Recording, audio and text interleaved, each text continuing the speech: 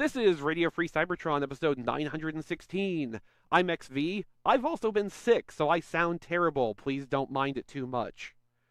Brian has been temporarily put on assignment to Starbase 80. I'll be filling in for him this week.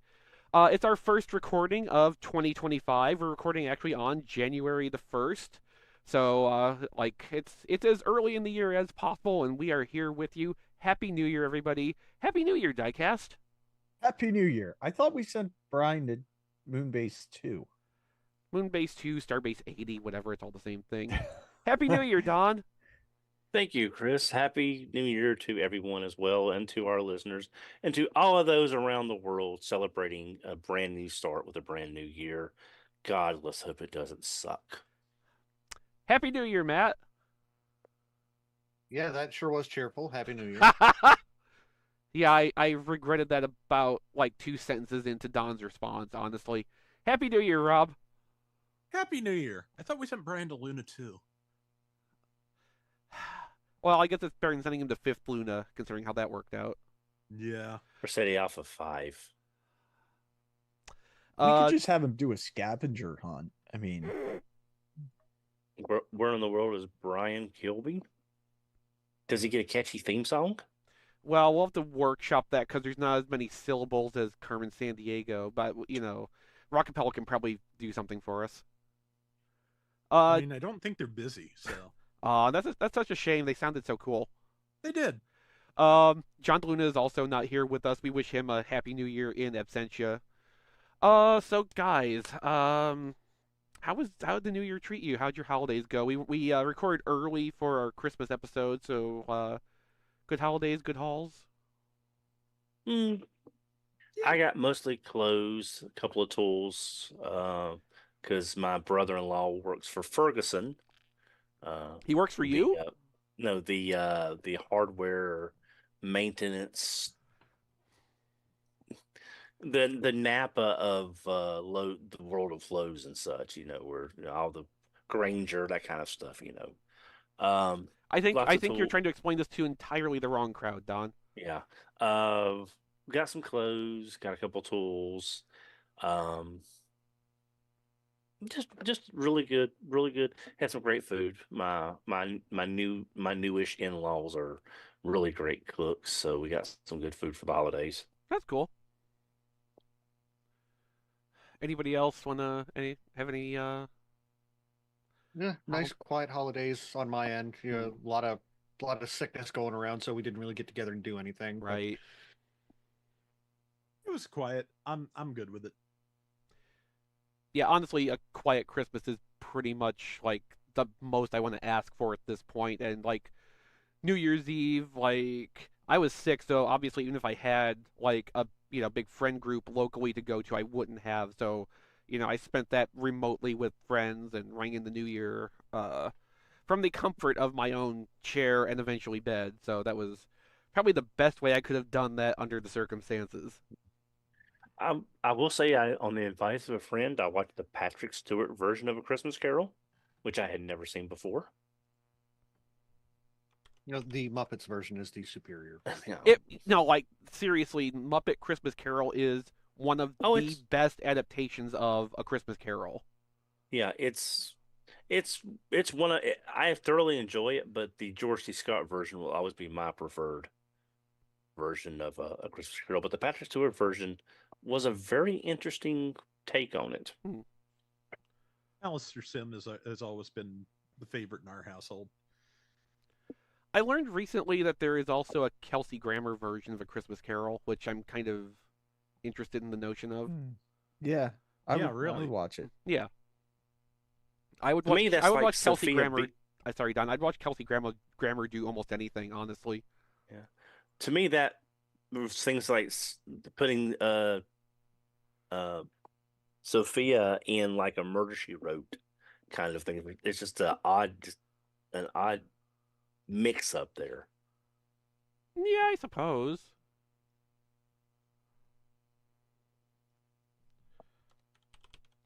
All right, so let's jump into the news. So first up, we had a nice surprise at the end of 2024.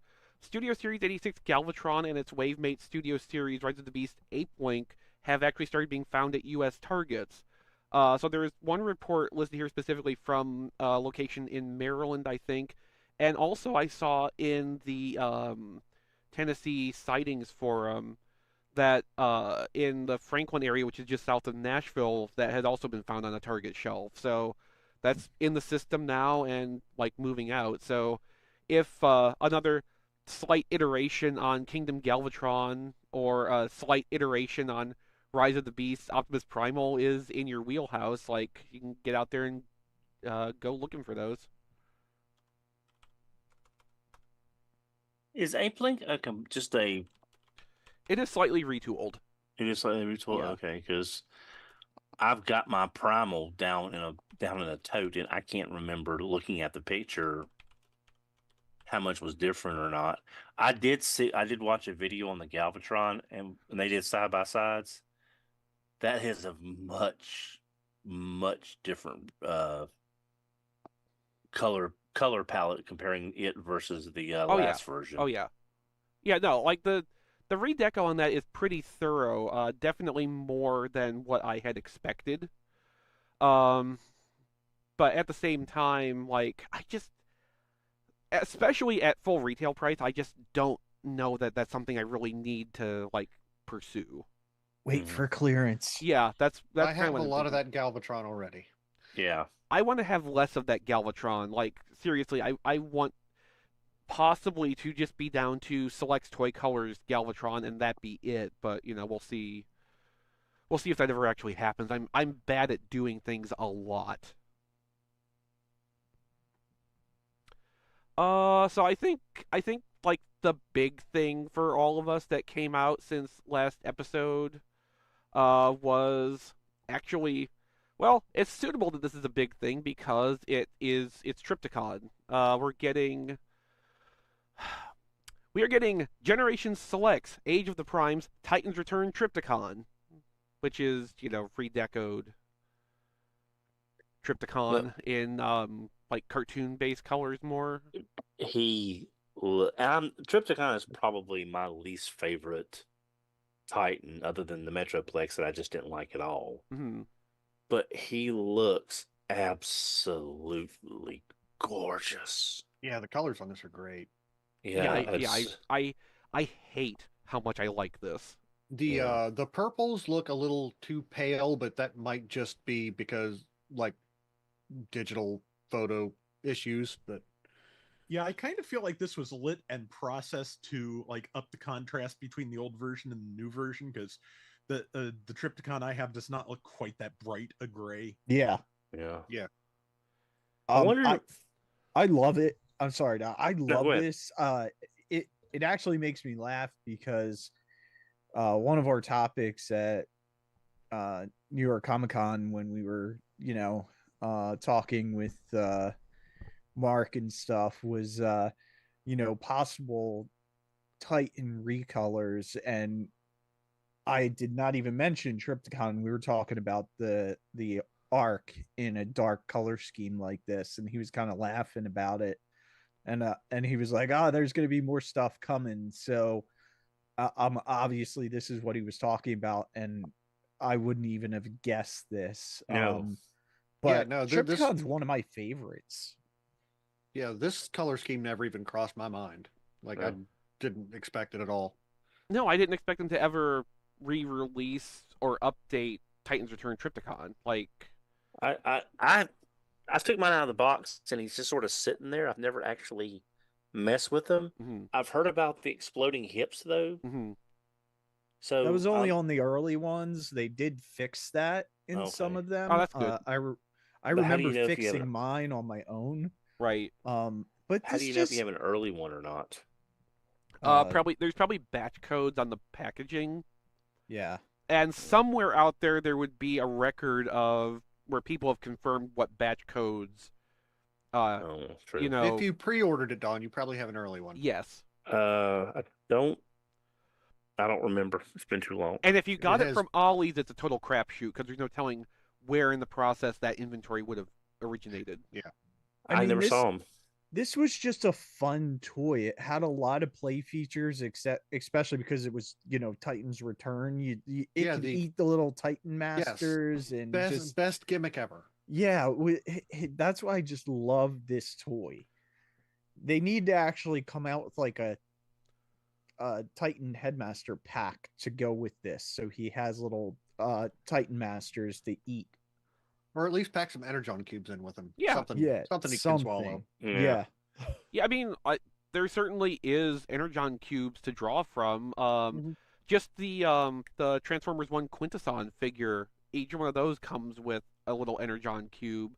That's probably on its own mold, I mean, because if you remember in the G1 cartoon, he did need a lot of Energon to survive because of how big he was. Yeah. So it would make sense. Yeah, I mean, and now if you wanted to track down one of the third-party legend size Octane, you could, recreate that whole scene there.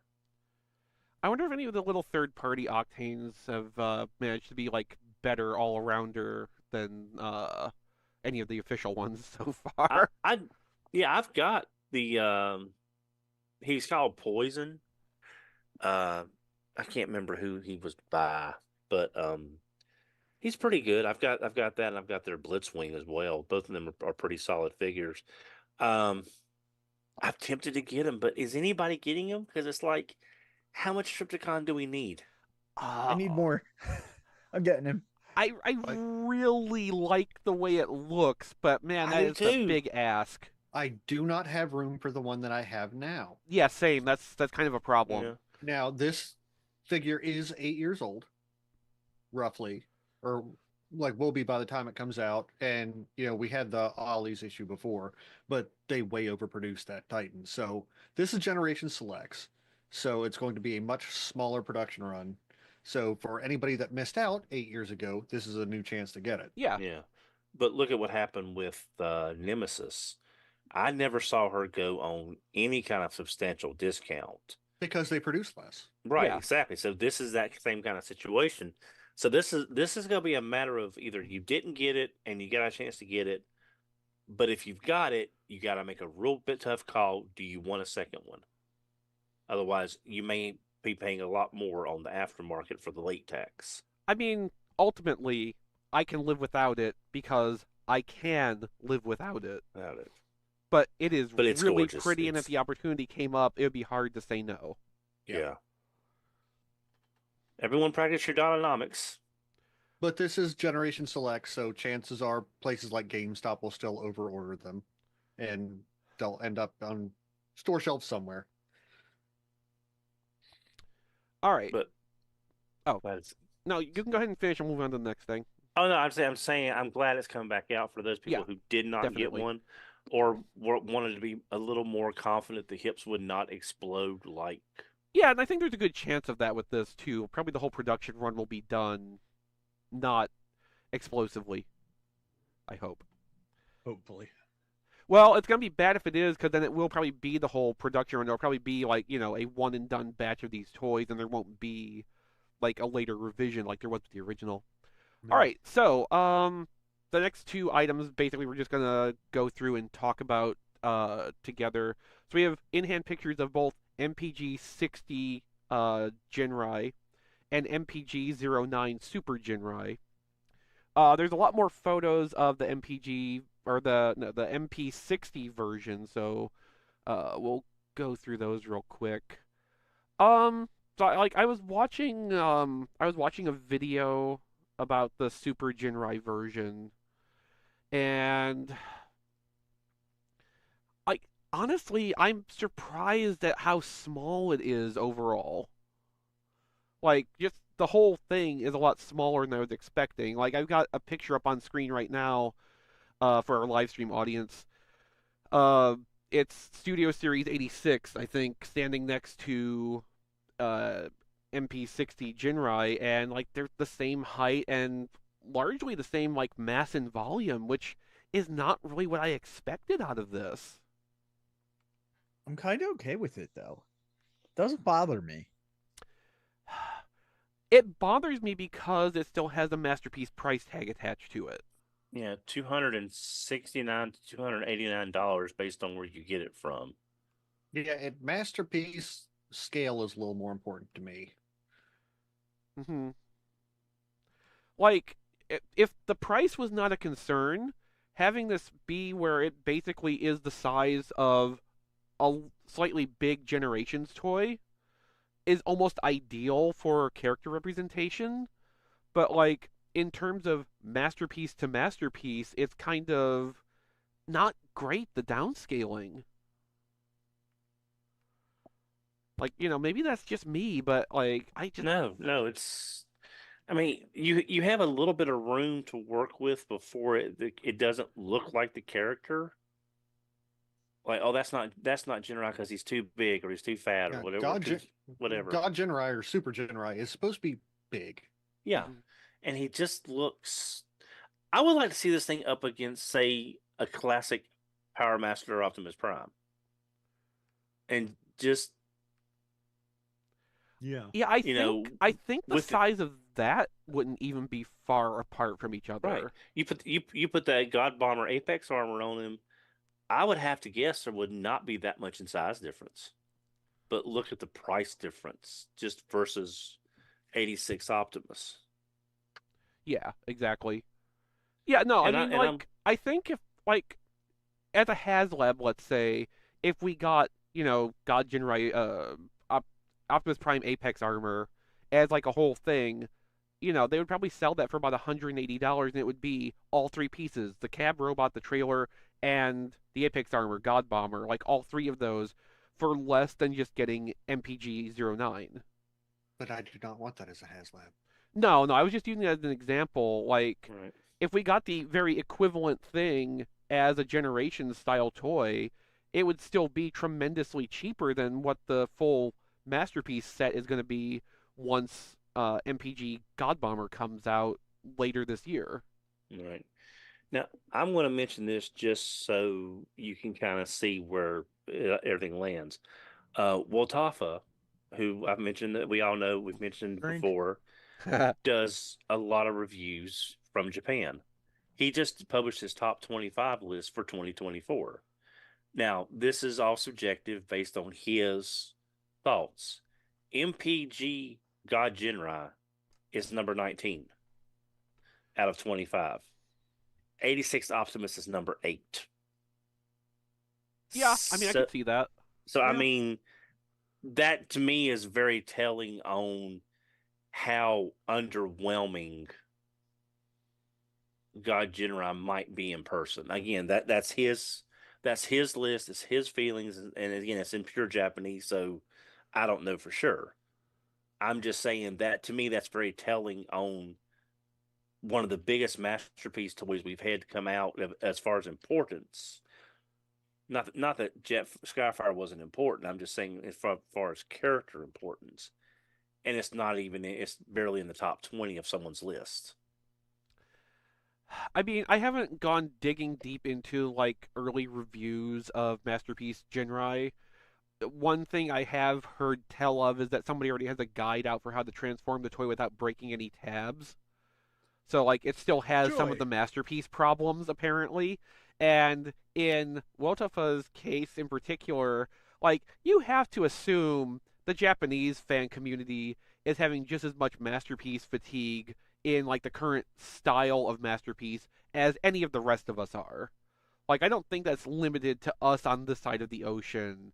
I think that's probably just a general sentiment at this point, and that might help to explain why Masterpiece Jinrai is a fair bit farther down on his list than something like Studio Series 86 Optimus, which, like, potential spoilers for next week with the RFC Awards, but it's probably going to be something topping a lot of our lists of best of something or other just for everything that does right in just the right way, So, like, that part makes sense to me either way. Yeah, it's just it feels underwhelming just seeing it with comparison pictures and everything else. And Ginrai, I should be wanting as much as I love Master Force, I should be wanting that Ginrai. I should be wanting God Ginrai on my shelf right now And I said this in pre-show. I look at my second Tryon 3. I'm perfectly happy with having 2 Tryon 3s and not having Ginrai. And that is weird when I say it out loud, but it's the truth. Yeah, like What if it were full of burning justice, Don? If they redo that Ginrai in the burning orange version, I have the original burning orange version. One, I want them to redo it so Chris can get one. why would you wish me to own Masterpiece Ginrai when we're just over here like heaping poop on it? Well, we're not heaping poop. We're just discussing our own personal ideas about it. But at least you'd be able to have the burning Ginrai for a very good price versus what the original one goes for. So you I at least be able appreciate to the have sentiment. The thing is, I want the G1 toy, I think, more than I want like a Oh. Masterpiece remake, or like there's been more than one third-party version of or third-party take on Fire Guts Ginrai. And like you point out every one of them to me, and I appreciate that. That like don't take this the wrong way, but like none of them are what that original. It's not the kind of toy that I want. Like okay, I get you. I get you. It's if they went back and redid Legends, Generations, Super Ginrai, God Ginrai in that color, yes, I would go for that too. Because I'm one of the weird few people that actually kind of likes that set of toys. But it's also the quality of toy that I'm more interested in. So like it would either I be get that. something I like get that or the literal G1 reissue itself. Either way, I would be hundreds of dollars into that, whichever way they went about it. And Right.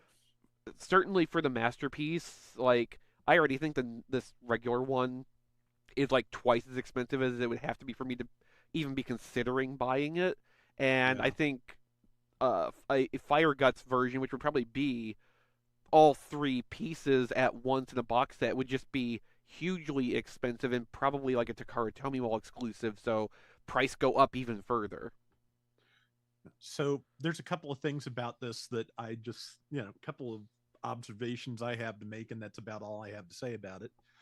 First off is the booklet that comes with one of them shows off some of the prototype drawings for Super Ginrai and God Ginrai, and also shows photos of the model for the original concept, where it was going to have every kind of Oh yeah. master at once. And I nominated that for a Missing Link toy like immediately, because I'd love to have one that does that. That would be so awesome. Yes. It would. The other thing I'm looking at, or the other thing about it though, is of course I don't really like the proportions of the torso. I feel like it's a little bit too long. But in those first photos we saw, I thought, well, it's necessary because of the structure of the toy, because those are the legs peeking out of the bottom. No, those are fake like leg stumps molded onto the front of the torso to give those proportions, because they were used in the animation in like some of the specific shots they are trying to reproduce. Yeah, there you go. Yeah, so modern Masterpiece problems. Yeah, just like the fact that they had to go out of their way to do something I didn't want, just kind of, I feel like is like all I really need to know about this particular figure. Yeah, I mean that reasoning resonates with me quite a bit, and like it brings to mind something else too. Like if even with the scale reduction versus other contemporary masterpieces, if they had designed this more the way they designed Masterpiece Skids, where it favors the original toy as much as it favors like character sheets, I would probably be a lot more interested. You mean how Masterpiece started out? Yes. Yeah, but Skids is the most recent example of that. It is something that I think all of us, for at least one version, had that moment of not epiphany so much, but just that moment of joy, maybe. Like everybody who has handled Masterpiece Skids or one of the recolors has been really happy with it. It's a really good masterpiece. It felt like Masterpiece is supposed to feel. Not completely fragile, and it'll break if you look at it wrong or Hank sniffs it. Yeah. So if they had done something more toy fusion with Masterpiece Ginrai, I probably actually would be a lot more interested, and probably even more so if it did seem like, okay, this actually scales pretty close with Generations. I can squint and say that this fits in. But yeah, so like Rob pointing out correctly that yeah, they actually use fake parts to make it look more like animation, and make it look like they had to accommodate the toys parts that couldn't fold away more.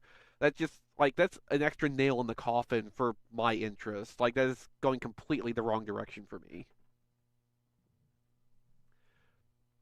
Anything else on the masterpieces, Jinrai?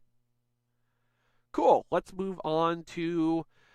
Okay, so like this has become an interest, but I'm not like all in down the rabbit hole on this. Blokees Galaxy Version Wave 6. We have photos of the whole wave, and again, I'm not all in on Blokees, but there is one or two pieces from this assortment that I actually do want.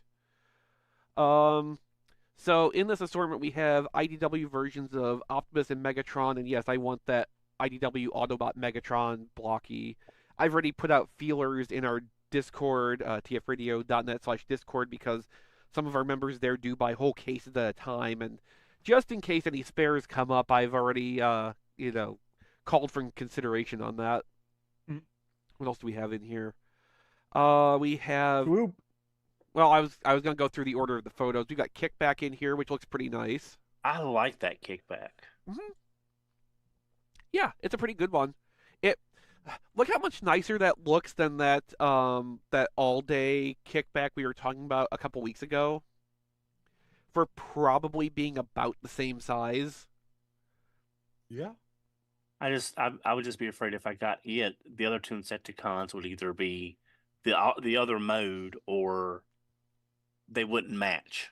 So I think if they were going to do alternate modes, those would just be as separate figures in other cases. They wouldn't do those instead of the robot modes. It's like Swoop. Swoop in this case, they have one in Dinobot mode and one in robot mode. Yeah, they do the same thing. They do the same thing with Grimlock. Yep, all the Dinobots are doing. Yeah. Because in the kickback picture, there's a shrapnel and bug mode down there, so that's just why I was saying that. Yeah, but that looks a little different toy. Tinier. Oh. Yeah, that's that might be those blocky mini things that they have. I'm not 100% sure. Yeah, that's a separate sort of figure. I don't know what specifically it is, but it's not a Blockies like this. But yeah, so like I got the Grimlock from the two that I bought a few weeks ago at a hobby town. And like I was impressed with the dinosaur mode Grimlock and the robot mode Grimlock share close to half their parts.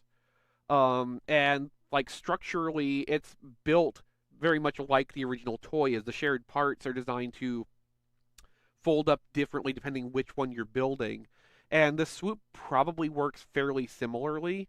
There does seem to be two different torso pieces used here, because I don't think it's quite as easy as with Grimlock to just repurpose one thing to be the other, but like it's a very similar process they're going for here, and the result is that both figures look really good and they look properly related to each other because there is that continuity of pieces with them. Yeah, they're super smart design. I'm loving these things. I already ordered this set, so hopefully I have it in 2 weeks or something. The Wheeljack to me looks a little over-designed. Yeah, I could see that. It almost looks like they were going for like a IDW fusion in Maybe? that. It's just a little over-detailed, like on the chest on roof. the chest. Yeah, absolutely. I mean, it's like a lot of the Blockies Autobot cars, I don't particularly care for the design aesthetic they've gone for with it, but Wheeljack is just like standing out in a weird way. Yeah, I agree that chest is a little weird on him, but I mean, I love these things. I we were talking in pre-show and I was saying how I didn't want him to go down the IDW rabbit hole yet so fast, because there's so many other like G1 characters that I want, like triple changers, and I want an Astro Train. I want Blitzwing. I want all that stuff. So I'm hoping that they continue this because I'm really enjoying this, and I would love to have like a whole G1 collection of Blokees figures. Blade Runner says he thinks Wheeljack is IDW because they have done G1 cartoon Wheeljack already. If Did that's they? the case, I'm not sure which IDW Wheeljack that would be, but it would make the detailing level make more sense. Oh, okay. So no, they did Transformers 1 apparently, according to Wheeljack 64, and I would Yeah, assume Wheeljack 64 would know which Wheeljack they've made. yeah, yeah.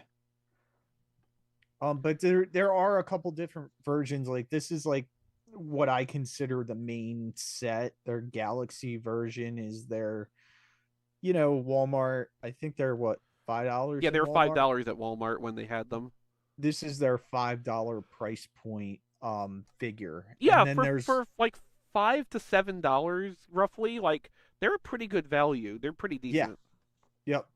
But then they do have a little smaller version that I've seen recently. I haven't picked those up yet. That's why I was wondering if that Insecticon in bug mode was from that wave. And then they have a Golden Lagoon wave. They're a little bit more expensive, but they're the same size as these. Mhm. And then they have, a little bit more complicated figures. Those are the ones that like Don has the RC from. Don, did you ever put that together? I haven't had time. It's Gotcha.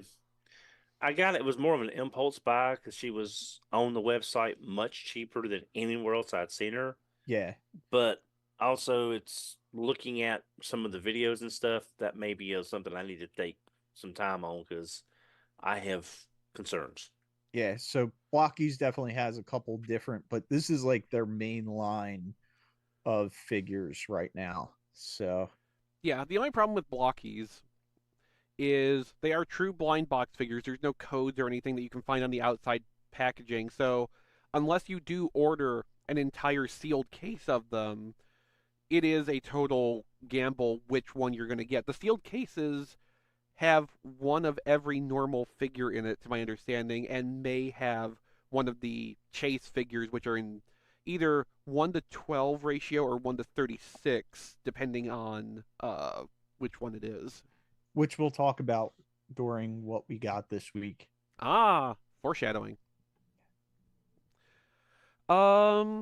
Okay, so we have a first look at a production sample of BingoSports Optimus Prime. This is the movie Crosswise retool as a Corvette Optimus Prime.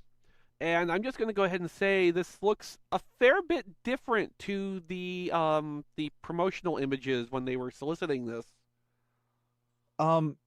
They put a lot of paint on this thing, except for the Optimus. Like, where is all the paint? Where's all that paint on his chest that's supposed to be there? Yeah, so like all the silver paint has been cut from this deco, basically. Yeah, and I'd say where is all the paint is on the car, which had to get licensor approval to get the thing through. I mean, yeah, I'm sure that's part of it. I mean, I'm just saying, thank goodness I only want this thing for vehicle mode, because that robot mode is atrocious. Yeah, that's It is. Wow, Yeah, that is certainly not what a lot of people bought. Let's put it that way. I can see a lot of people canceling orders on this if they wanted it for I think robot it's too mode. late for that. It depends on where you purchased it from. Like if you have it on Big Bad Toy Store, you can still cancel it. Yeah, because that does not look good. Yeah, I don't know if that ended up being like a budget issue or what, but yeah, that is certainly not what I expected the final product to look like for this. I kind of want to go back to the original photos and see what that's what I'm doing it's right supposed now. to be look like. Yeah, I mean That's- the admittedly hand painted prototype or whatever was it was all painted. It was, silvery. Or at least it was painted gray over all that. It wasn't just the flat gray plastic. Like the car mode looks great. They did a great job doing the deco on that, which, as Rob points out, is probably because of licensing requirements more than anything. Yeah, I'm going to send you the link, Chris. I'm not sure if you can show it to the live audience. Oh, it's fine. It's an audio podcast, even if I can't get it to work.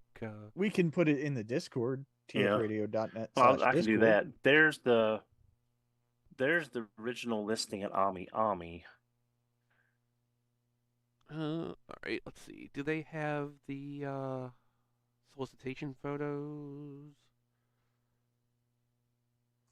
Okay, so it wasn't like silver. Can I make this bigger? It had more than what it's got. Yeah, it does look a little silver. It's not like that unpainted light gray plastic. I mean, what I'm seeing here, there is some silver details, but I would say a lot of what we're seeing here color-wise is just painted gray versus, plastic gray. Yeah, this is definitely Games Workshop gray. If we assume that these solicitation photos are computer colored, it may just come down to the fact that, as we well know, that gray prototype plastic just always looks really good and often catches a light in better ways than production plastic tends to. So yeah, it allows for more shadow and contrast on the torso than the manufacturing gray plastic. Yeah, end up doing. Like prototypes made from either random pieces in random colors or, hand carved or whatever. They are all spray painted. They can be spray painted any color really to make them look uniform, but like primer gray is used for a reason because like it pops all the details really well. It makes it really easy to see what you've got going on there, and like that is partly because it is spray paint. Paint always is going to interact with the light different than the pigments in plastic. Mm-hmm. But like you're never really going to get a plastic to the same kind of quality as that anyway, because like plastic just behaves differently. It's a completely different animal. Yeah. Yeah, this is definitely unfortunate, but if someone was just into it for the car mode, like, yeah, as Diecast is raising his hand, if somebody's just into it for the car mode, like, it's a small loss, but it's probably not going to change someone's mind. Yeah. Yeah, the thing is, I have it on order at BBTS, and I am considering, I hate to cancel something that I may not be able to go back and get, but that is just so... Yeah, it's disappointing. It's not great looking, and it's kind of a catch-22 because if you're getting it for the car mode, that's great, but I'm sure there's got to be other ways to get that car mode that maybe cost less even.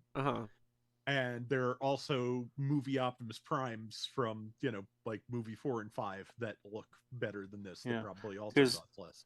Even the face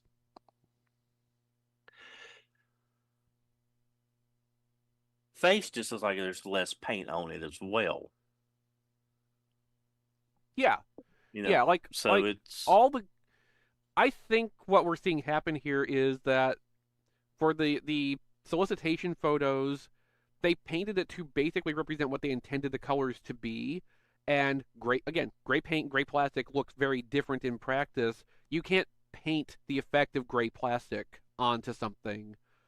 So this may have been the intent all along, but the way they went about presenting it still feels a little bit misleading, even if that's not what they were trying to do. Anyway, let's move on to something that I think we'll be happier to talk about. Yeah. We have a bunch of in-hand photos of Age of the Primes Megatronus the Fallen. Now, in-hand, you mean slipped out of the warehouse, or... Allegedly, we have no specific knowledge either way of how these were obtained for these photos. For legal purposes, I have to say that. But yeah, someone has a real one in hand in some fashion and has posted pictures on the internet, and it looks good. It looks really good. It looks really good. I think these are the first pictures I've seen, at least, with the flame effect parts removed, and Yeah.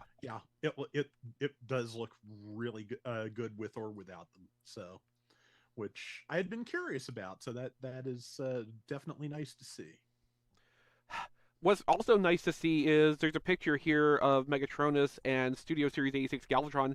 Megatronus the Fallen is a little bit taller than Galvatron. It's a little bit bigger looking than Galvatron. So, like, Thank goodness. yeah, I mean, compared to older leaders, of course, this is still going to be a little bit smaller than the old days. But as leaders go today, big and beefy and solid, like, it's doing everything it can to try to fulfill that $57 price point or whatever it's going to be. There's also a photo of it with Studio Series 86 Optimus Prime, and it is actually a little bit taller and a little bit wider than that. Yeah, that makes sense. 'Cause, like, Studio Series 86 Optimus, like, I think it was Evan in an Instagram DM or something that was saying, they tried to engineer it so they could sell that by itself. And with the, like, higher complexity of the transformation, it would have to be a little bit smaller in, like, mass and volume to make up for it. Yeah. And the thing is, if this is not being used for the Studio Series 86 Megatron, as good as it looks, what the hell do they have planned for 86 Megatron? That's what I'm wondering at this if point. anything, at the moment. Yeah. Oh, I'm sure. I mean, I'm I'm sure, hoping. I'm sure Evan has something on the whiteboard at the very least. Mm-hmm. Like, I can't imagine Evan has not been planning Studio Series 86 Megatron since he got put on Studio Series 86. Like, Yeah. there's just no way. He has ideas and plans and whatnot. Yeah, like, it's just gonna be what actually makes it to fruition. All I can say for this is there's, again, hallmarks on this that point to a connection to, like, a Megatron toy. It's got Siege Megatron style engineering for how it transforms to some extent.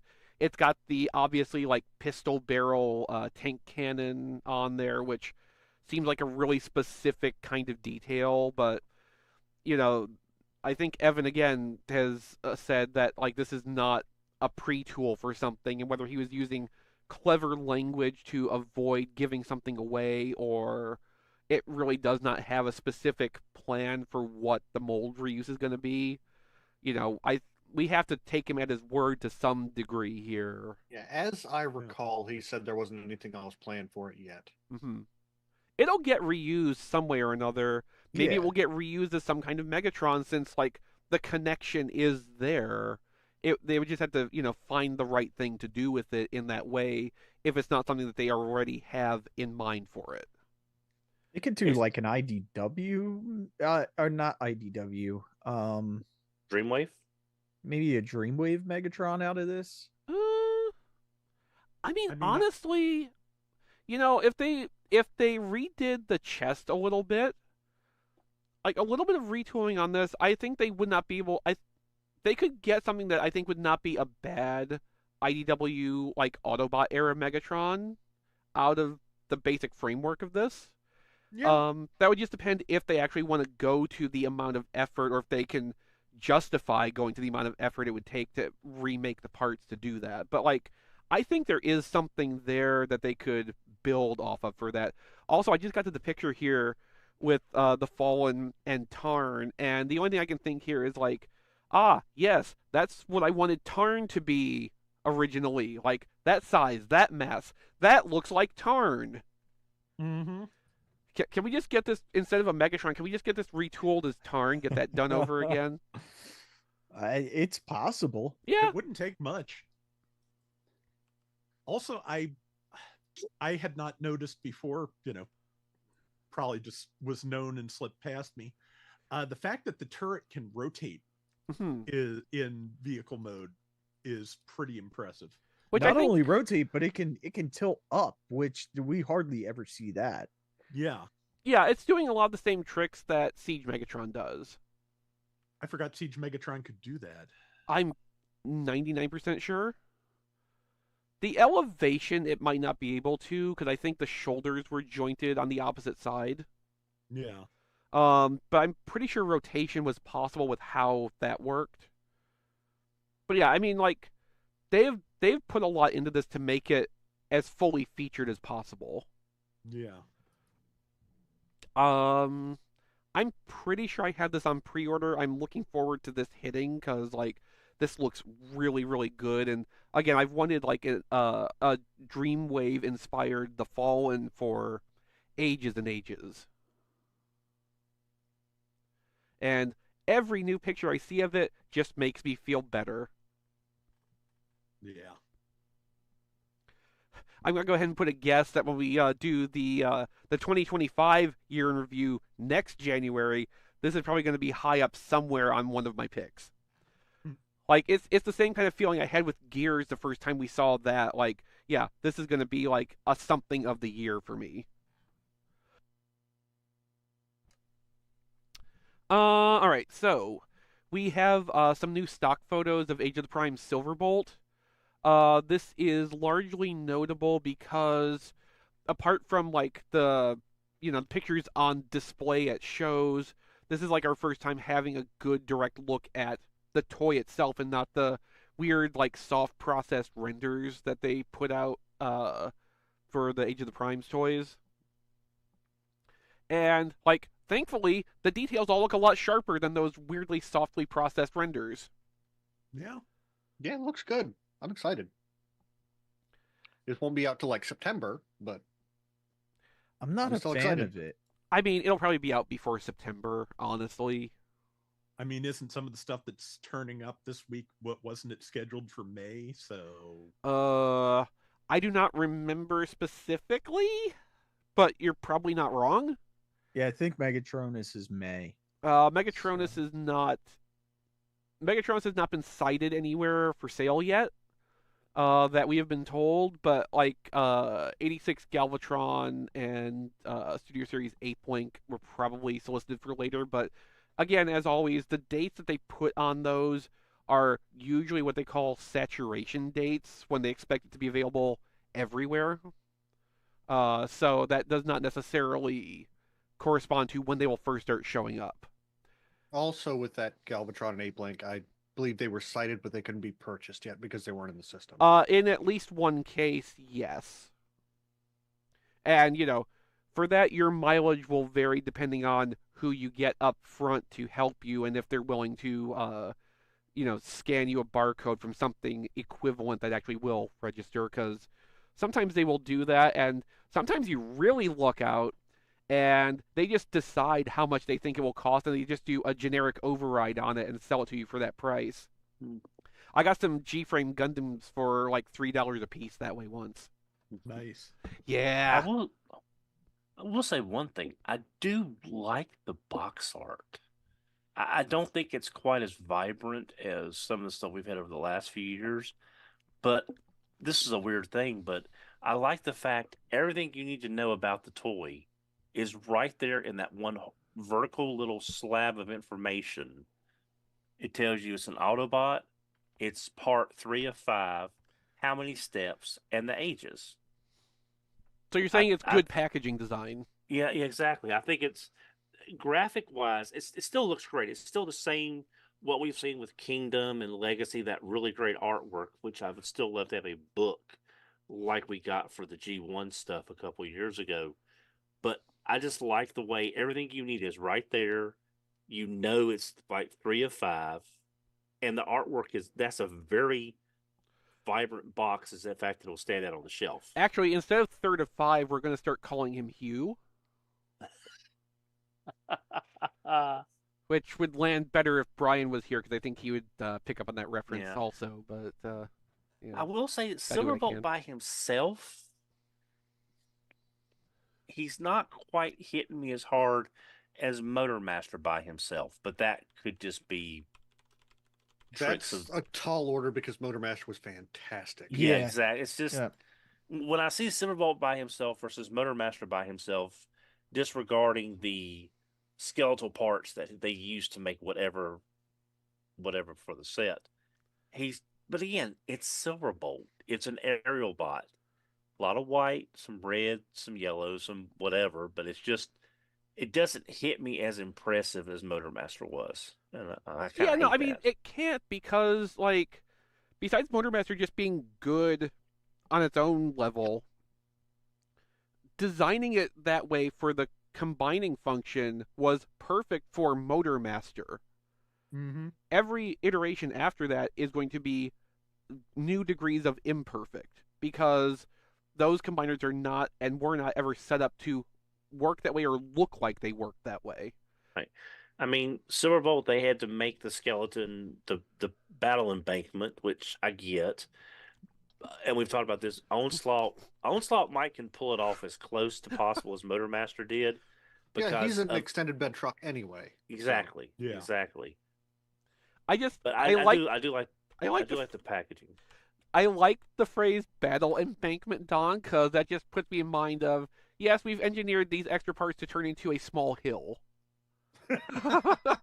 That was bad choice of phrasing on my side. But oh no, Don, that was wonderful. That's our current episode title candidate. Battle embankment. Awesome. Nice. I'll tell you what I don't like about this. I don't like in vehicle mode or plane mode how Silverbolt has parts that are underneath that are physically outside of the plane mode. Well, welcome to Silverbolt. Like every Silverbolt toy. Yeah, not every Silverbolt, but that draws your eye to it. So and then the robot mode is like, I'm sorry, it's just like I just see Menassor's legs and I see those flaps on the arms that come off are a little distracting also for me. He just looks really off in Superion mode. I mean, he looks like the animation model to me, which is what they were going for. He looks like Silverbolt. Yeah. I'm sorry, as good as Combiner Wars Superion is, it's still Superion. He's one of the blast looking combiners out there because he's all white with highlights. Superion was somehow the best Combiner Wars. I know. I mean, I agree. But I'm just saying from a color palette, the Aerialbots are the most boring looking group. They're cohesive. Don, Trickster is going to come murder you now. I know. I'm just saying, as a cohesive whole, he'll be fine as long as he doesn't badmouth the Technobots. Yeah, oh God, no. There's easier ways for me to die. But I'm just saying, as a whole, the Aerialbots are completely great. They're uniform colors, but they're also the most boring visually, even if it does work. Yeah, I'm. If they ever did this in G2, like they are with Menasor, I might look at it then. Oh yes, if they ever finish Menasor first. I don't know how they can, because how are they going to convince anyone to take on? It's going to have to be Generation Selects. It's going to have to be Generation right, but they still have to talk someone into carrying it. Like they can't. It's not enough. They can be like all the other ones are already sold, so people need to buy this one. I wonder if they'll not even bother doing a Motormaster by himself and just recolor the other gift set as G2 and not even release a G2 Motormaster. That would be horrendous. It would be terrible to anyone who's bought the individual components. But if that's the only way they can get a Motormaster out, I mean, we still don't know how we're getting Wild Rider either. So hard, very hardly. So our last item is W Resources M01 Iron Fortress. Now, if you don't know that by its trade name, that is the Fall of Cybertron-style Metroplex that is literally 3 feet and 9 inches tall in robot mode.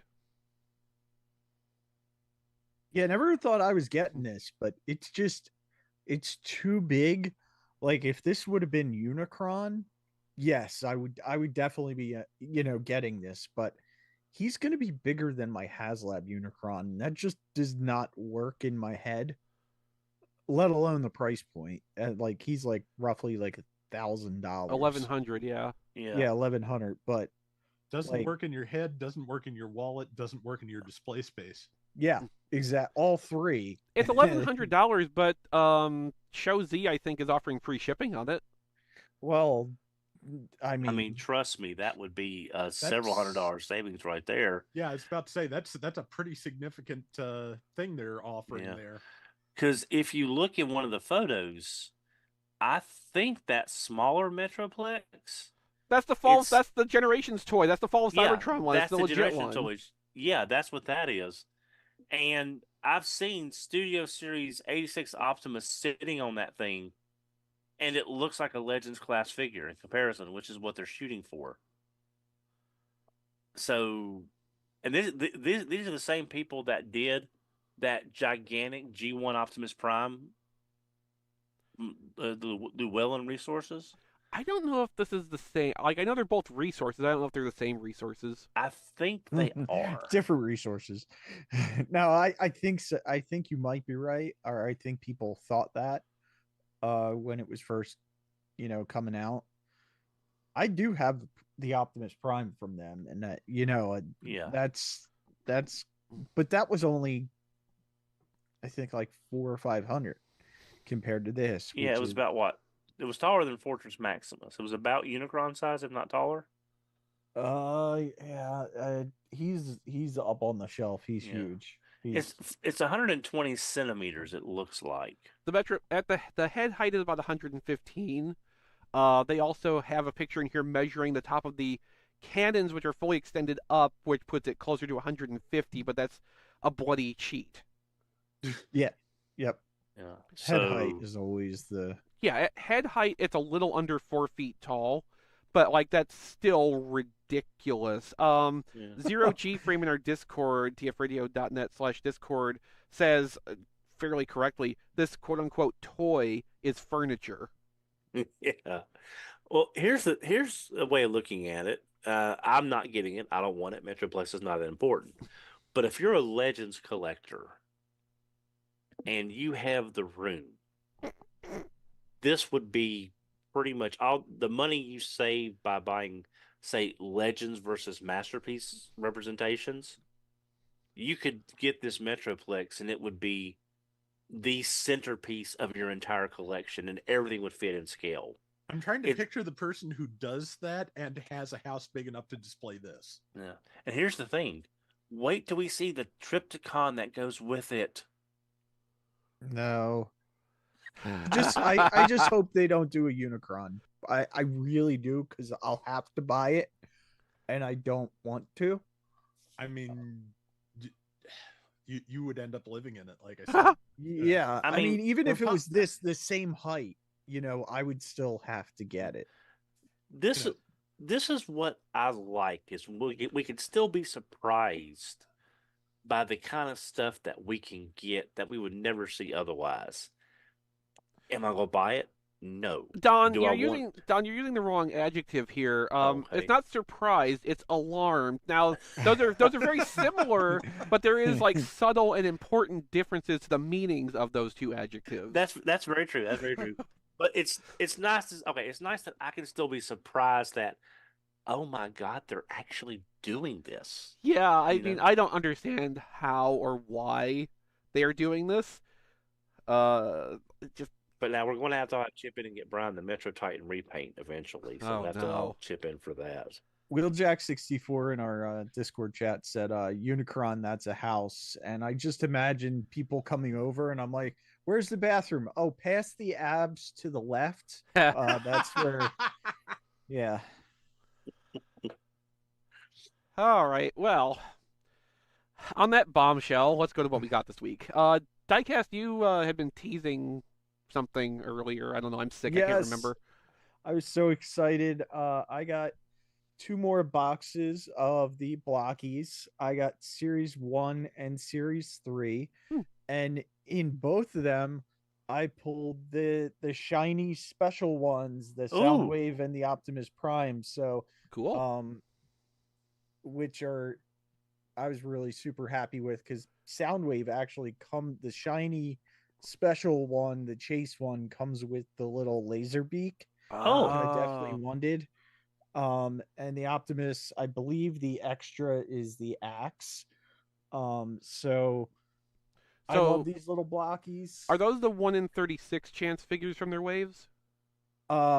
Yes. Cool. Nice pull. Yeah. So I got, out of the 4 boxes that I got so far, I've pulled 3 chases. The only one I did not pull was Shockwave. I got the regular Shockwave instead of the chase. And then the other one that was a chase was Grimlock. And he actually came with the little dome from like when he was talking with Computron. Yeah, Yeah. Grimlock's two brain. Yeah, so and I ordered that the other news item that we talked about, the Blokees Series 6. I ordered that. That should be here in a couple weeks. So the only other thing that I got this week, since we're talking about that, is I joined Don's club and I got the A Tryon 3? no, not the Tryon 3. The Magic Square Masterpiece Swindle. Yeah. So, and I got the Raw coming too, but they look exactly like I want my. Yeah, because it's like I was saying, I don't have a current modern Bruticus. I mean, the closest I've got is Warbitron, and that's 10 years old at this point. Yeah, but I think Magic Square did a super nice job on that set. And there are a lot of sets that I'm like, they're legend scale, they're really nice. But if they did that Masterpiece, I would definitely get it. And there's also an add-on kit diecast. If you go to like Showzy store, there's a diecast, I think, so you can get a more G1 accurate without buying a second level. You know, there's cartoon and then there's toy. So apparently this add-on kit, you'll be able to switch between parts to get whichever look you want. Oh, yeah, I did not know that. But yeah, that's all I got this week for Transformers. Oh, well, that was quicker than I was expecting. Rob, did you get anything on topic this week? Nothing on topic. Matt, did you get anything on topic this week? Just a few things. So Christmas wise, I got another Detritus, so he will go with my Junkions. Cool. And I got the Windsweeper and Breakdown 2-pack. Ah, nice. From Amazon. Really like Windsweeper. Love the new head sculpt. It is really, really nice. It is pretty sharp. So he will go with my Mayhem Attack squad down there. And I got the Motormaster animated style. He was actually on pretty good sale on Amazon, which is why he went on the Christmas list. But absolutely love him. He is great. I love the handlebar mustache. Just this is such a good toy anyway, and you put it in black and purple hit it with some lime green highlights, and I am there for it. It is just gorgeous. And I think that's it for on topic. Well, Don, there's just you. And then there was me. Okay. Actually, I got very little on topic. It was a kind of a more of an off-topic holiday, but Amazon finally got off of the third-party seller kick for these, and thanks to my 6-month pay on Amazon through tfradio.net/Amazon, I got MDLX Sideswipe. Okay. I was trying not to fall down the MDLX hole, but he looks so good. Rodimus looks so good. Jazz looks like he'll be an absolutely stunning figure. So I wanted to go ahead and get one. I missed it at TFCon. The only one that had it was Chosen Prime, and they had like 2 copies, and they got gone. And ever since then, everywhere's always been jacked up on it. So I got that. And oh, never mind. That was it. No, I'm sorry. Forgot this. I've been collecting the Toy Easy warship Transformers. There's 5 of the Chinese warships that combine. There's the Gustav rail cannon character that I've got. They've also done the Yamato, and I just picked up the USS Missouri. Okay. And he's a great looking figure, a lot of color. The weapons loadout on this guy is absolutely just impressive. I can post a link if anyone's interested on my Twitter, but really looking forward. He's not part of the combiner like the Yamato isn't, but I figured just imagine him and the Yamato on the same shelf. That's going to be an absolutely stunning display. So I did Did they do finally a get him. Bismarck? Huh? Did they do a Bismarck? Not yet. They've only done the Yamato, the 5 different Chinese warships that form the combiner, the Gustav railgun, and the Missouri. They do have a German tank out right now, but there is no Bismarck, which I'm hoping they'll do a Bismarck and a Hood, which I think would look really great together considering the history of those 2 ships.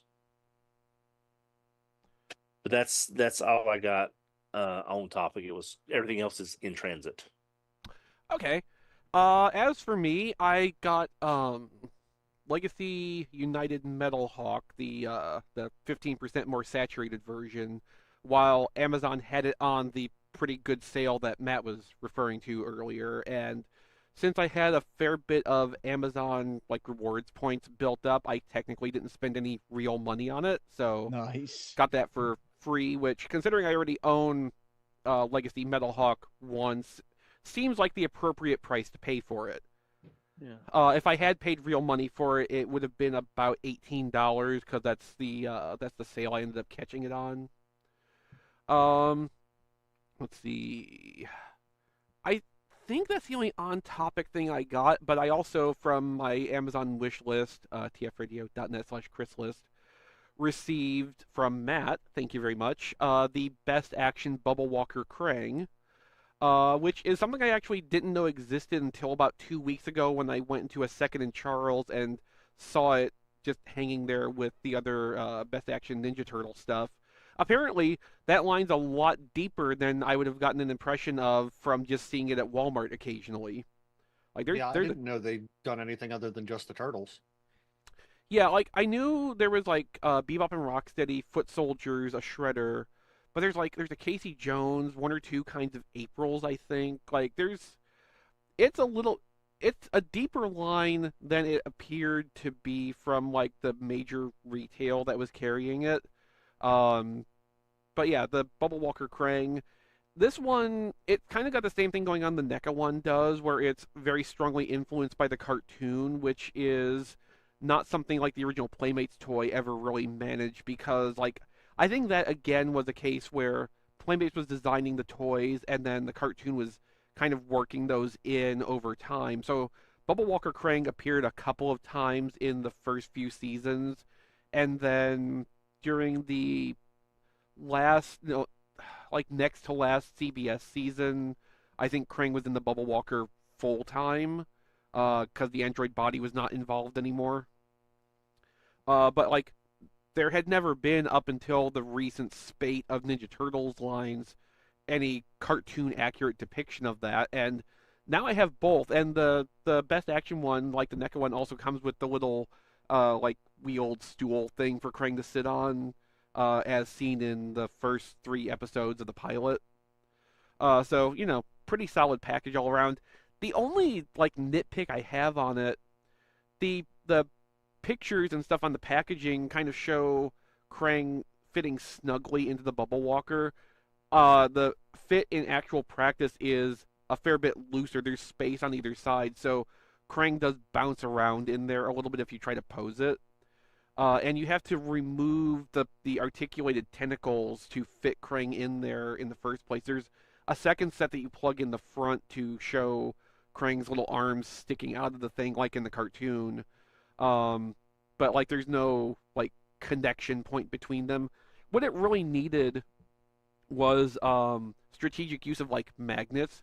A little magnet in the bottom of Krang, and then one in the stool and one in the Bubble Walker to just sit everything firmly into place would have made all the difference with that. But as just a display piece to have sitting there, it looks really nice. It hits the notes that I want it to, and yeah, it's very good.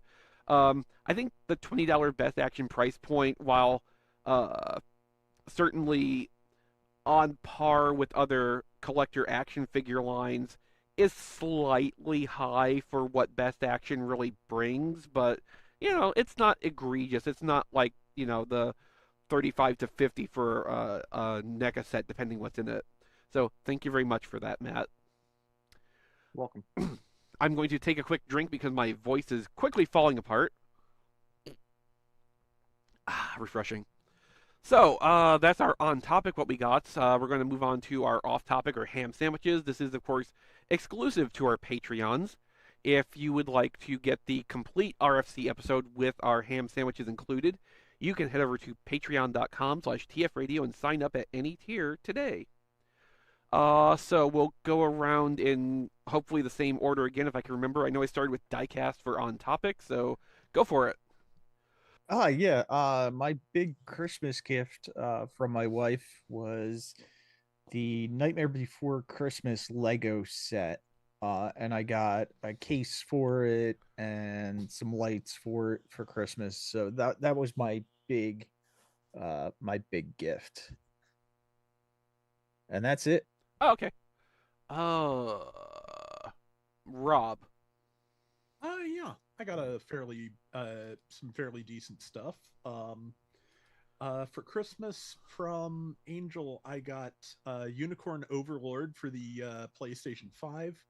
That is a game by the developers Vanillaware in the style of Ogre Battle, best as I can tell, and that sounds like a fun combination. So there are so few games made, in the style of Ogre Battle that I like to grab them when they happen.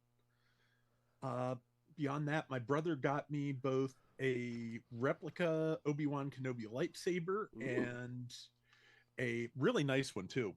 Like, weighs a ton, feels good in the hands. Only complaint I have about is that the block where the activation part would go is just like a solid block of aluminum, and it's kind of pointy. But depending on how you hold that can can be a problem or not. So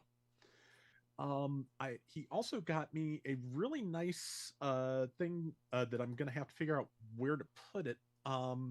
It is basically a set of framed film strips from an original print of The Empire Strikes Back. Oh, wow. Yeah, that is really pretty. Has a bunch of different scenes on it. Couple from the duel at the end. One of Darth Vader at the dinner table. A couple more in there too. I think one of Luke carrying Yoda on his back. It's a really nice, just framed display, and I've got to figure out a place for it. But yeah, it's really nice. Beyond that, I did get another Gundam model. I did get that Zaku to go with the Requiem for Vengeance Gundam.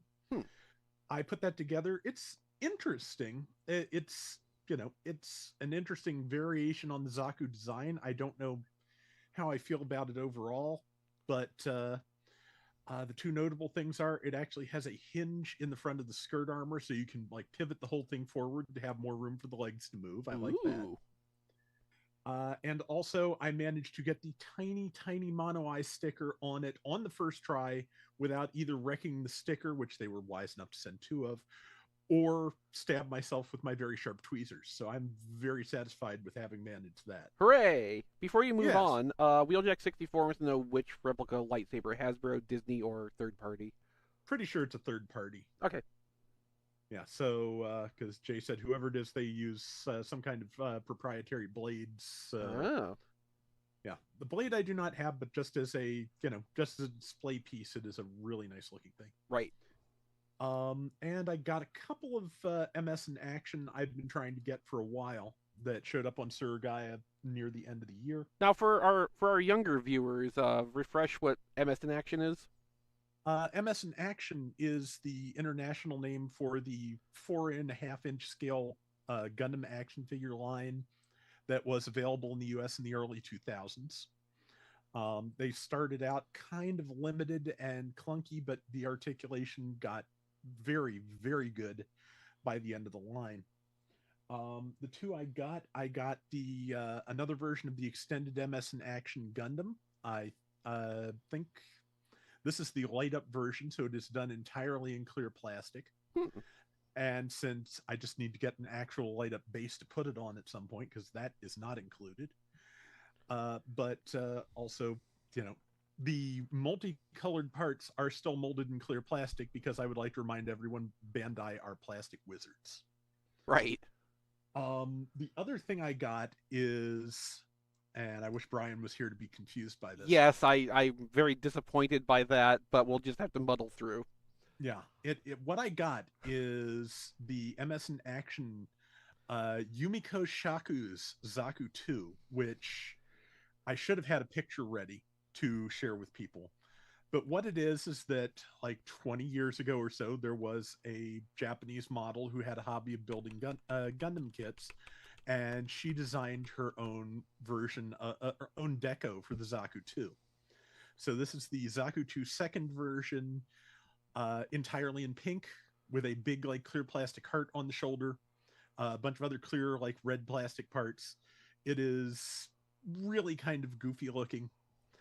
Also, I wish that the comic on the back was translated, because there's a little like 4 or 5 panel comic on the back by the artist who does the like Gundam San parodies in Gundam Ace, of that Zaku attacking the white base, and the operators telling you that it is 3 times more kawaii than the average Zaku. But yeah, I've been wanting this for a while. I tried ordering it from Surugaya once. It just, they sold it, I think, before they sold it to me. So, but this time I was able to get it for under $30, so I was pretty happy with that. I put a link to a picture of it in the Zoom chat. Ah, thank you. Yes, just, you know, I feel like people should be able to see what this ridiculous thing is. But yeah, I forgot the Zaku machine gun has the heart on top too. That's great.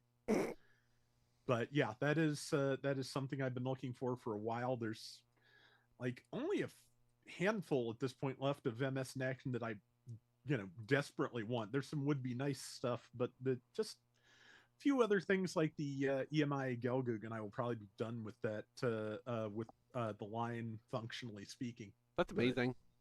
Yeah. But that is, I'm pretty sure, everything I have gotten this week that is really noteworthy. All right, Matt, do you have any off topics? Yeah. So for Christmas, I got a stack of movies. I've been on like a horror kick lately, so I got like some old Universal monster stuff, like the original Wolfman, the Invisible Man, and the Mummy from the 1930s and 40s. Nice. For the comic books, I got the volume 3 of the Classic New Mutants Omnibus. This features the issue where Cypher gets shot, and the follow-up issue where Warlock doesn't understand why everybody's sad, so he marionettes Cypher's corpse around to cheer everybody up. As you do. Ooh. Yes. Love me some 80s X-Men comics. Good stuff. And also, when I got the Motormaster, I picked up a Marvel Legends 2-pack because I needed Destiny and Rogue for my Brotherhood of Evil Mutants. I waited for these to go on sale because all they come with is an extra pair of hands for each. Like, no extra heads. Destiny's crossbow is not there. Like, it was an overpriced 2-pack. So I waited for about $10 to drop off of that. But Destiny is actually really well sculpted, but she does have that solid rubber cape that you just can't do anything with, and it's keyed into the shoulders, so you can't take it off. They also put a little bit of darker paint on the gold face, I guess to make it stand out some more, but I hate when they do that because, I mean, they're 3-dimensional things. They will shade themselves. But other than that, really like it. Destiny was one I've been wanting for a good long while, so I don't think my Brotherhood will ever be complete because I don't see, Unis the Untouchable or Fantasia on anybody's short list for Marvel Legends, but it's getting to a point where I'm happy with it. And that's, I think, everything I got for this week. Before we move on, I did forget one thing that I wanted to mention. I got volume 15 of Fist of the North Star. That came out like day before Christmas. And this is noteworthy because finally... Is it the Sanskrit? Yes, this is the volume where Kenshiro uses pressure points to teach himself Sanskrit. Ah, the classic. Yes. And next one comes out in March, and it has the conclusion to that whole storyline, which is the most infuriatingly, stupidly ingenious resolution to a storyline I think I have seen in a manga in forever. So I am looking forward to being able to tell people about that when it gets here. Fabulous. All right, Don. All right, this is where the bulk of my stuff has come from. Off topic. I was at GameStop and my $5 reward was expiring for December yesterday. And I was looking at what to get, and they had one of the Ghostbuster plasma packs. And I thought, I'll give that a try. And the likenesses are pretty good for, Kenner style figures.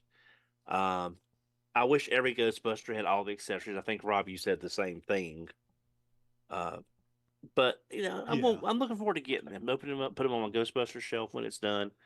And I think saving with my pro reward and the discount, I think it made it a little more bearable. So I picked that up. And I sold these. Speaking of best AXN, Best action. It's pronounced best action. That's the whole joke. Sorry. I sold these.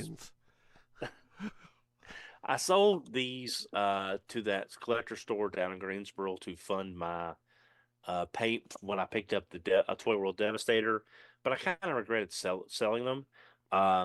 Ross had them for $6.99 a piece, so I was able to pick up all 4 of the best action Ninja Turtles. Oh, that's good. My Rosses, when I saw those, they were still like 10. Yeah, so I think two were 7, and then the rest were regular. But I figured that way I can put them in front of their respective party wallet version. Oh, and I thought that would be kind of a neat display there. So I went ahead and got those again. I kind of regretted selling them more than I thought I would. So wait, you actually bought 4 party wallops and kept them all? Actually, I have 6. But you need one for robot mode and one to be the van. Well, not just the van, but also I got the Metalhead upgrade kit from Non-F. That makes sense. So you need a 7th one for in package. I have that too. Yeah, but I got them when they all were like either part of their sales or really cheap. Yeah, I mean, yeah, when they were. Were you the reason why I missed this for $26 at Walmart, Don? No, I never. By the time I saw that, they were already gone. Okay, that wasn't me. One thing I did pick up. This was not for me, but I did pick it up. My best friend, one of my best friends, who was one of my groomsmen. I sold my Legacy Saber up at a toy store in West Virginia, and they had a couple of Rock Lords. Now I didn't buy this for me, but I did buy it for a friend. I got him a mint perfect Slimestone. The chrome is absolutely immaculate. A Slimestone from Rock Lords, and I'm going to give that to him with an extra party wallop I got for him as well. He doesn't have room for 4 party wallops, but he does have room for 1, and I got him his childhood Rock Lord back in probably the best shape I've ever seen one of those Slimestones in. So I did pick that up. That's cool. Nice. I got at part of the Ross clearance, I got the McFarlane Penguin, because it's a Burgess Meredith Penguin. Even though his hand is sculpted for an umbrella. Yeah, there's no umbrella. There's no umbrella, which means you probably have to buy one of the McFarlane kits that actually has guns in them. That you can get that. But I thought $4 for a Burgess Meredith Penguin. I mean, $4 for the quality of that likeness is probably about right. Yeah. Exactly. But still, it's not a great Burgess Meredith. Right. I also got from the Street Fighter line DJ. I wasn't going to get him, but he literally was in the Target up there. And seeing anything new in Target that time of the year was like, I will not see this again for 6 months unless I buy it online. So I got DJ. I like how Don marvels at the experience of seeing something new in the Target for the first time in ages and then immediately takes that experience away from anyone else who might come after him. Well, I'm sorry. I was there. It was there. Don. Brian's not here this week. Somebody's got to, Yeah, and I wish Brian was here so I could show him this next thing. I picked this up at another collector store. Believe it or not, there's a lot of collector stores around where my wife is from. There's 3 within like a 30-minute driving distance, which is weird. One of them is where I got the Hiss from last year. But I picked up the 1978 Superman. Oh. And they kept selling out on Amazon. I paid about $8 more than retail. But it's just, it's Christopher Reeve Superman. I kind of had to have it. Mm-hmm. So I picked that up.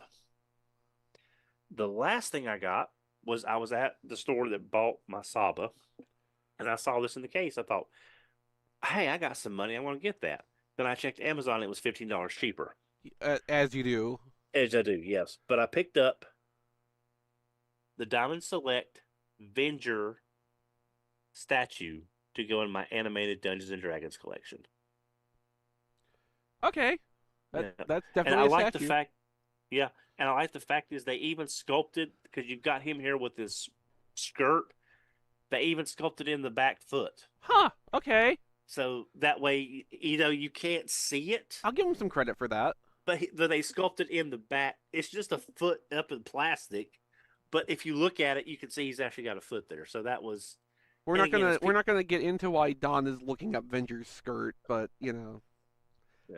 But I thought that's a really nice piece to go with my Dungeons and Dragons animated collection. And that's all I got off topic this week.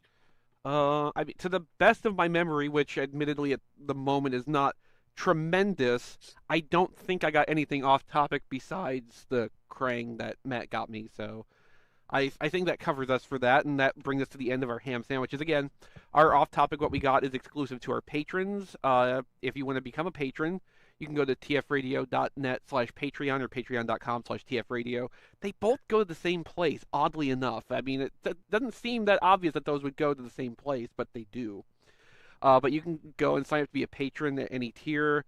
You'll get access to our Off Topic What We Got segment. You will also get a wealth of other benefits at any tier. You get an ad-free version of the podcast. You get the podcast a day before it goes out to the public feed. Probably not a full 24 hours before, but it will be the day before it goes up for everybody else. You'll get the podcast in a higher bit rate.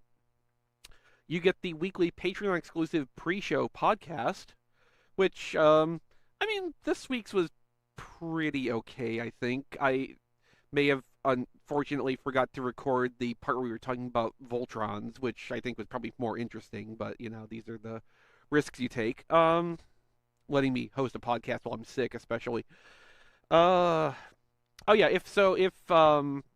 Brian has to make, substantive material edits to the podcast because Don went off on a tear at Diecast or something, and I'm sure it was fully deserved. You'll get that in the Patreon version, and it's all a lot of fun. If Meltdown 2 ever happens, that will for sure be a Patreon exclusive, so make sure you're signed up just in case that happens. If you have your Patreon and your Discord accounts linked, you'll get what Brian has in the notes here as a fancy color on Discord. It's actually just red. If you're a patron, your username will be red on our Discord server, tfradio.net/Discord.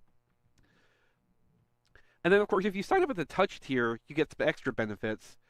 Patrons at the Touch tier, of course, get to be on the recordings of There Goes My Money, and I swear some episodes of that will actually come out someday. And when they do, they will go up a week early on the Patreon feed before everybody else gets them. And of course, the Touch patrons are mentioned on the show each week. So we're going to go ahead and do that right now. Thank you so much to our Touch patrons, Kevin Dorsey, Daniel Scott, Jacob Owen Lutia, Sean Bratton, Emmett Sresovich, Hector Bones, Jay Klein Rye, Joey Russell, Here's Why It's Cool, Rabbits, Ryan Bona, Sean Hamilton, Sean Williamson, Spider Bob, Trickster, Nathan's Fast Talk Food Reviews, and Mollusk Koenig. Thanks so much to all of our patrons. We literally could not do what we do without your support. We appreciate you greatly.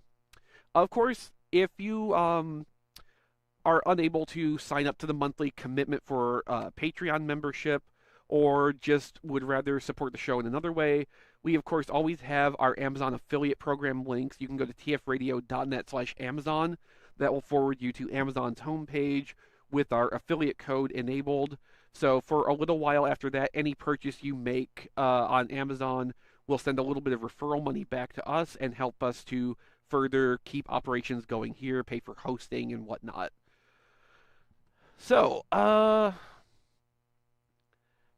Brian, of course, is not here this week. Again, Starbase 80 or Moonbase 2 or Luna 2 or something.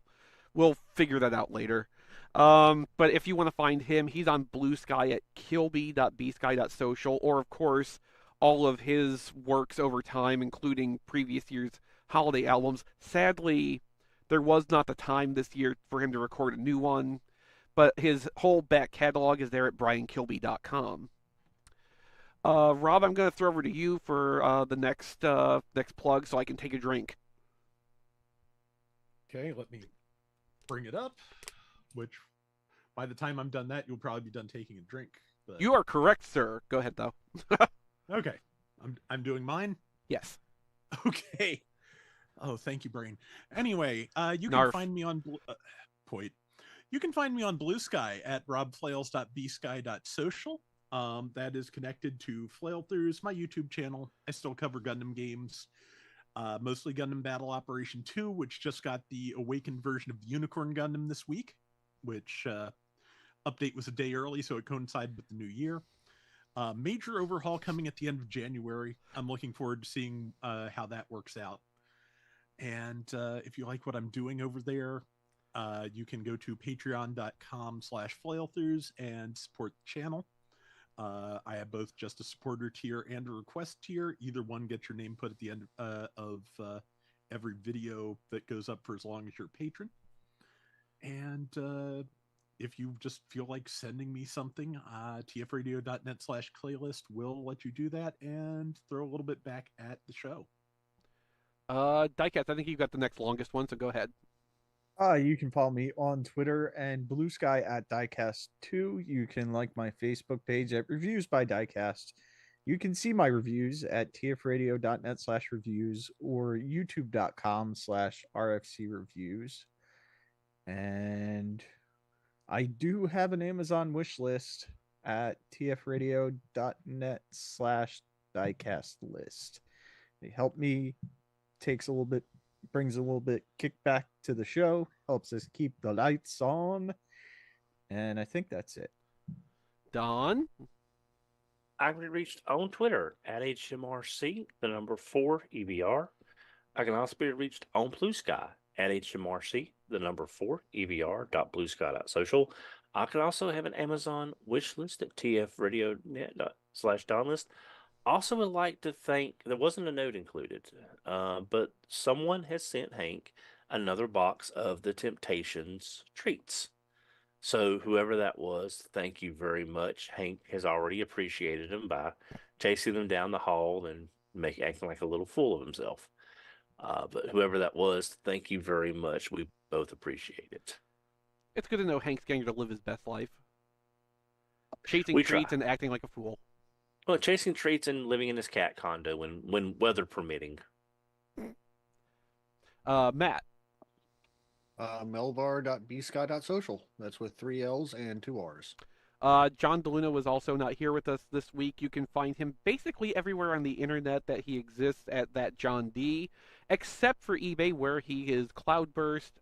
And I don't have the wherewithal right now to go and load up his seller page and see if he's got anything new or interesting up. But just go bookmark that and check it from time to time, because like he's got a big collection. He is whittling down through that, and some pretty cool stuff goes through there from time to time. So go give him a look, maybe give him some business. Of course, Rob Springer also is not here with us. Rob Springer is not an active part of RFC anymore, but he's a member of the RFC family now and forever. You can find the work he is doing at zonebase.org. You can find him on Blue Sky at zonebase.bsky.social. And of course, he has his Transform Squadron podcast, which is on our main podcast feed every month. I don't unfortunately remember when about his last episode went up or when the new one is likely to go, but keep an eye out for that. Rob Springer has a lot of like esoteric interest, and it is super interesting to hear him talk about all the stuff he's into. Like, he is super passionate about all of his interests, and it just like it really extends out if you listen to him. Like, you feel that with him. Of course, you can find us at tfradio.net. We have an archive of podcasts going back to 1999. well into our 25th year of operation at this point. It's so many hundreds and thousands of episodes of podcasts. It's staggering and a little bit saddening to know how much of that I was personally there for. And of course, as we've been alluding to through most of the show, we have our Discord, tfradio.net/Discord. You can find me there all the time. We've got a great little community of users there. It's my ideal place to hang out and talk about Transformers and other nerd topics. I highly recommend you to come and join us. And otherwise, if you want to follow along with the show notes for this episode, you'll be able to find that at tfradio.net/916. And you can find the show on your podcast aggregator of choice. And if your podcast service offers you the option to leave reviews for your podcast, please take a moment and give us a glowing 5-star review. It helps us in the algorithm, or so they tell me. But I think that will do it for our show this week. Thank you all so much for being here. Thank you guys for being here. And hopefully I will be feeling much better, and hopefully Brian will be back with us next week because, oh boy, we've got a doozy of a show. It's going to be our year in review, and that always is. It is both a lot of fun, and it's also a lot of pre-production work. That's another thing I forgot to plug. It's a lot. That's another thing I forgot to plug. So we are going to have our RFC Awards as part of next week's show. We actually do have our Fans' Choice ballot up right now. I will post that to my Blue Sky account later on. By the time you hear this episode, it should be up there, so you can go look for that. chrisrtxv.bsky.social. You can also come to our Discord and find that there. We have an RFC Awards 2024 channel right now with a link to that. But our Fans' Choice Award is something we started last year, and that allows you, the listener of RFC, to go and make your selections for a lot of the same categories that we're going to be deciding on and talking about. So as an aggregate group, you can make your opinions heard, and the Fans' Choice Award last year was responsible for breaking a couple of ties. So ultimately, the Fans' Choice Award does make a difference in some of our results for the year in review. So it's definitely worth going and taking a few minutes to fill in some blanks and get your entry in. But yeah, we will have all of that on next week's show. So please be here for that and validate all the work that Brian and I do to get ready for that, and all the time that the rest of us spend here actually putting the show together and making that happen. We used to talk about Toy Fair in February being one of our favorite things all year. Honestly, the year in review has kind of become one of my favorites because of the expanded RFC Awards portion of it being a little bit more structured and comprehensive, and I'm actually really looking forward to that. So make sure to come check that out with us. On that note, we will see you guys next week. Thank you, and catch you next time.